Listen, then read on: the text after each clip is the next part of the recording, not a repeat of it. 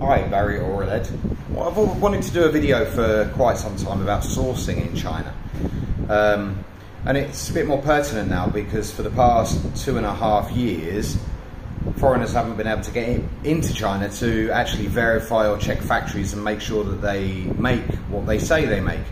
So then, what I wanted to do was a video today, at lunchtime. Office doors closed in my office, and I want to do a video about sourcing.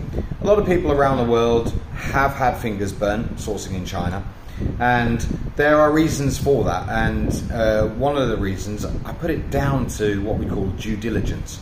Now, I want to offer a little bit of advice. Having lived here for 15.5 years, our team of staff in our factory, I'll go into a bit of a QC 1-2 phase that we do for clients and explain a little bit about that.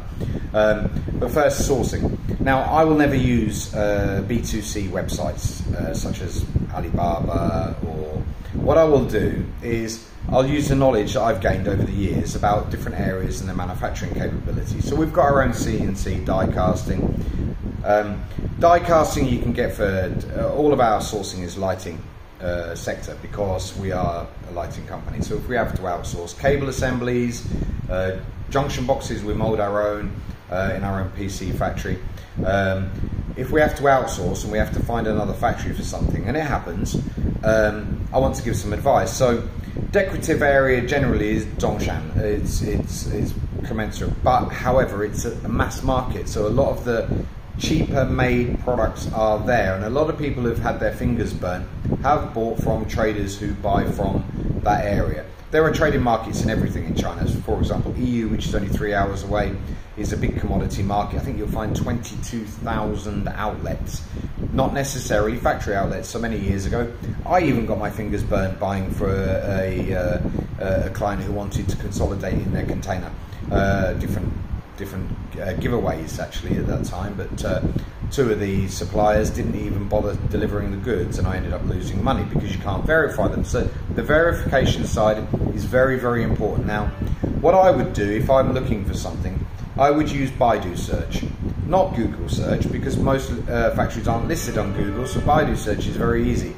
Type in a product item, type in an area, and then search that the factory website, so you can gain what equipment they've got. So far I wanted lenses, as we did some time ago for a client. We had a series of lenses to mold. We only asked 7 factories, maximum 7 factories, and it's quite an important point.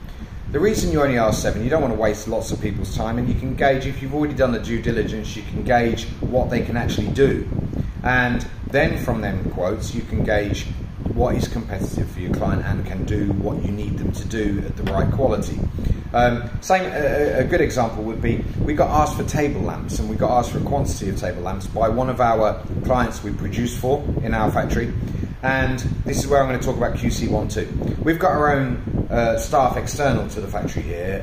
I've got a QC manager in Fuzhou, and I've got a QC manager in Guangdong, as well as our own SMT. Invested SMT in Huizhou. So in that instance, we had to make a few thousand pieces of this table lamp. We searched a set number of manufacturers that we believed have the equipment and the capability to do it. We then detailed and sampled the product with one of them when we'd narrowed that down to one.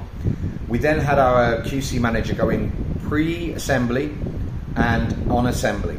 What will happen in that instance, our QC found 30% defects out of 100% of goods, 30% defects. Now, what we do then is we instigate a policy of discussion with the boss to fix them 30% and make new, and guaranteed they will put some back into the shipment, so they'll kind of fudge a little bit of what you didn't, or what they don't feel is bad.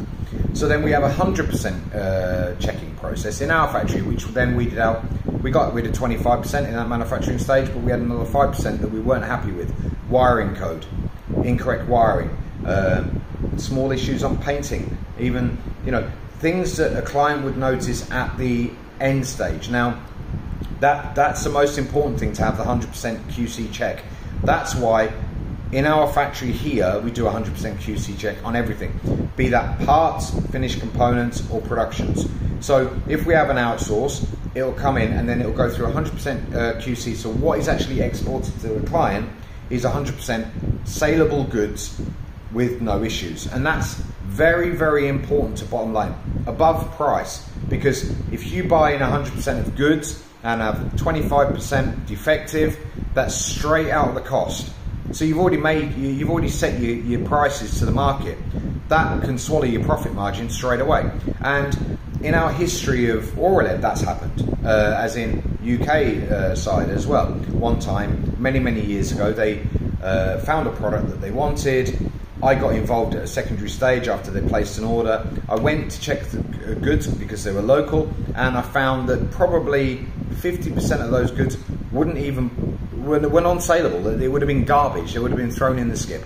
And in the end, I managed to negotiate, get the balance remade at a different level. Actually, there was a few factors on that weren't good. There was a PIR that wouldn't sense over 3 meters, which was a major issue. In the end, we managed to solve the issue and have some saleable goods instead of losing all the bottom line. And no matter where you're from in the world, I have a world map on my wall here, because we've got clients in various parts of the world: New Zealand, Australia, South Africa, Middle East, Europe. We do a lot of components for people. All go through that QC 100% stage, and we ensure that what comes in is saleable. Then it doesn't come straight off the bottom line. You know, it's an important video when you're doing business to have that 100% QC check. It's something that you can't do remotely. So you need to go, if you're outsourcing, or have somebody go that you're constantly in dialogue with, that can check. And everything we do checking here, we know goes out perfect. That's why we've got a repeat clients of 15 years. We've been established 15 years. That's my only tips on sourcing today. I'm going to do another video following up about producing areas where you should look at. But this is my video today on sourcing. When you're buying from China, do you do due diligence first? Check the equipment, check that they actually make it, and then have the goods checked, or 100% verification system, so that what you've got coming in is 100% saleable, and you won't get warranty issues, because warranty issues are the big killer of business. Hence, my Oraled UK side has been running 13 years and has got a very, very good reputation, because we manufacture at a high level, and it's the most important factor to business instead of wasting money. Anyway, that's my first video on sourcing today. Have a great week, everybody. Thanks, Barry.